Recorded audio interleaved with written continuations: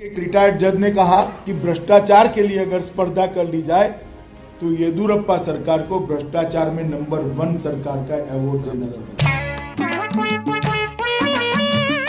तो येदुरप्पा सरकार को भ्रष्टाचार में नंबर 1 सरकार का अवार्ड देना होगा। अरे सिद्धरामैया सरकार को नंबर 1 का अवार्ड देना पड़ेगा। मित्रों, ये सिद्धरामैया सरकार कर्नाटक का विकास नहीं कर सकती। आपने ऊपर नरेंद्र मोदी सरकार बनाई है, यहाँ हमारे येदुरप्पा जी की भाजपा की सरकार बना दीजिए। नरेंद्र मोदी जी और येदुरप्पा जी मिलकर कर्नाटक को देश का नंबर 1 राज्य बनाएंगे। नरेंद्र मोदी ಅವರು ಬಡವರು ದೀನದಲಿತರಿಗೆ ಏನು ಮಾಡೋದಿಲ್ಲ। नरेंद्र मोदी ಅವರು ಬಡವರು ದೀನದಲಿತರಿಗೆ ಏನು ಮಾಡೋದಿಲ್ಲ। एक शिक्षा मंत्री गए, दूसरे आए। आइए जानते हैं कि आखिर भारत के नए शिक्षा मंत्री श्री प्रहलाद जोशी कौन है। प्रहलाद जोशी कर्नाटक के धारवाड़ से आते हैं। उन्होंने हुबली के काद सिद्धेश्वर आर्ट्स कॉलेज से बीए तक की पढ़ाई की है। उनकी राजनीतिक पहचान 1990 के दशक में हुबली के ईदगाह मैदान में तिरंगा फहराने के आंदोलन के दौरान उभरकर सामने आई। इस आंदोलन ने उन्हें राज्य की राजनीति में काफ़ी हद तक पहचान दिलवाई। बाद में वे आरएसएस से जुड़े होने के चलते भारतीय जनता पार्टी में शामिल हो गए। साल 2004 में वे पहली बार धारवाड़ से लोकसभा के लिए चुने गए। इसके बाद 2009, 2014, 2019, 2024 में वे लगातार 5 बार इसी सीट से सांसद बने रहे। 2024 के चुनावी हलफनामे के अनुसार उनके पास लगभग 21 करोड़ रुपए की संपत्ति थी। संगठन से लेकर संसद तक उनका सफर लगातार आगे बढ़ता चला गया। उन्हें केंद्र सरकार में कई महत्वपूर्ण जिम्मेदारियां भी मिली। उन्होंने संसदीय कार्य मंत्रालय, कोयला मंत्रालय और खान मंत्रालय जैसे महत्वपूर्ण विभाग संभाले। अब उनके पास देश का शिक्षा मंत्रालय भी शामिल होगा। चलिए अब यह बात करते हैं उनके संसदीय कार्य मंत्री के कार्यकाल के रूप में। जब प्रहलाद जोशी संसदीय कार्य मंत्री थे तब संसद के कई सत्र राजनीतिक टकराव की वजह से चर्चा में बने रहे।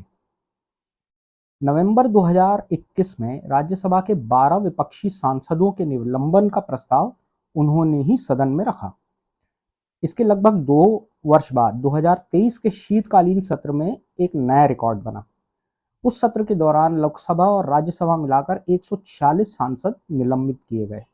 यह स्वतंत्र भारत के संसदीय इतिहास की सबसे बड़ी सामूहिक निलंबन घटनाओं में से एक थी।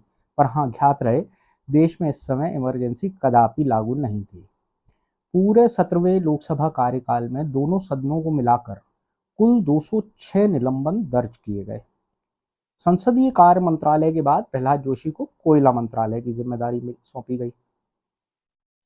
कोयला मंत्रालय में उनके कार्यकाल के दौरान पश्चिम बंगाल पावर डेवलपमेंट कॉरपोरेशन और सारिसा टोली कोल ब्लॉक और देवचा पचामी से जुड़े मुद्दे राजनीतिक बहस का एक कारण बने रहे।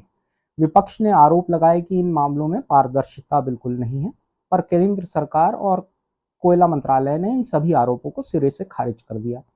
अब आगे बढ़ते हैं इन घटनाओं की ओर जिन्होंने अलग अलग समय पर प्रहलाद जोशी जी को सुर्खियों में बनाए रखा।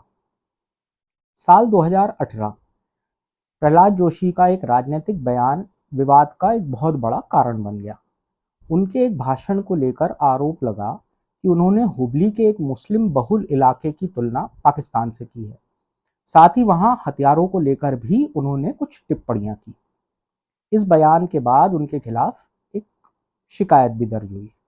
मामला राजनीतिक बहस का विषय बन गया।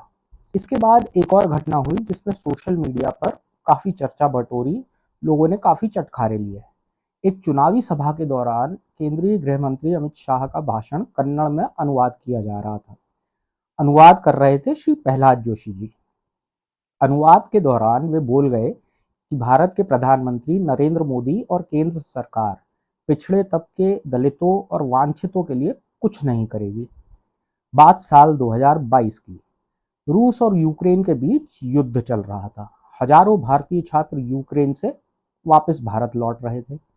उसी दौरान प्रहलाद जोशी का एक और इस प्रकार का बयान सामने आया। उन्होंने कहा कि बड़ी संख्या में भारतीय छात्र विदेश इसलिए जाकर मेडिकल की पढ़ाई करते हैं क्योंकि वे भारत में मेडिकल प्रवेश परीक्षा में सफल नहीं हो पाते।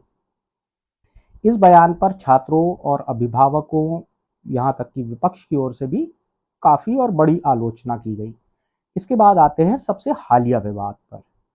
साल 2024 में कोविड-19 के दौरान हुई खरीद से जुड़े एक जांच आयोग की रिपोर्ट पर प्रतिक्रिया देते हुए प्रहलाद जोशी जी ने सेवानिवृत्त न्यायाधीश जस्टिस माइकल डिकूना के बारे में टिप्पणी की थी, जिसमें उन्होंने जज साहब को राजनीतिक एजेंट तक बता दिया।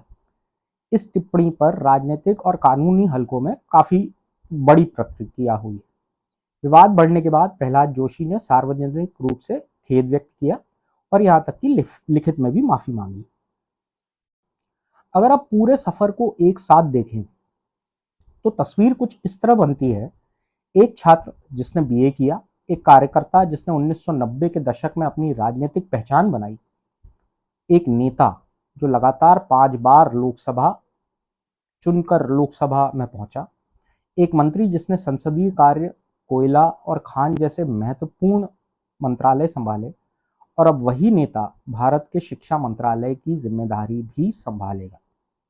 इसके साथ ही उनके सार्वजनिक जीवन में ऐसे कई अवसर भी आए जब उनके फैसले, उनके बयान और उनकी कार्यशैली की राजनीतिक बहस हुई। अब आगे देखना ये होगा कि शिक्षा मंत्री के तौर पर उनकी पहचान किस बात से बनती है। शिक्षा सुधारों से, परीक्षा व्यवस्था में बदलाव से, विश्वविद्यालय और शोध को नई दिशा देने से, या फिर किसी राजनीतिक बहस से, या हो सकता है कि उनको चूंकि ये टेम्पररी रूप से दिया गया है, किसी और को शिक्षा मंत्री बनाया जाए। इन सवालों का जवाब आज किसी के पास नहीं है, लेकिन एक बात तय है, देश के करोड़ों छात्र, उनके परिवार और पूरा शिक्षा तंत्र अब उनके फैसलों पर काफी कड़ी और पैनी नजर रखेगा। आपके हिसाब से नए शिक्षा मंत्री के सामने सबसे बड़ी चुनौती क्या होने वाली है? अपनी राय कमेंट में जरूर लिखकर आइए। अगर आपको ये वीडियो तथ्यपूर्ण और उपयोगी लगा हो तो इसे शेयर जरूर करें। ऐसे ही रिसर्च आधारित वीडियो के लिए चैनल को सब्सक्राइब करना मत भूलिए। आपका दिन शुभ हो। धन्यवाद।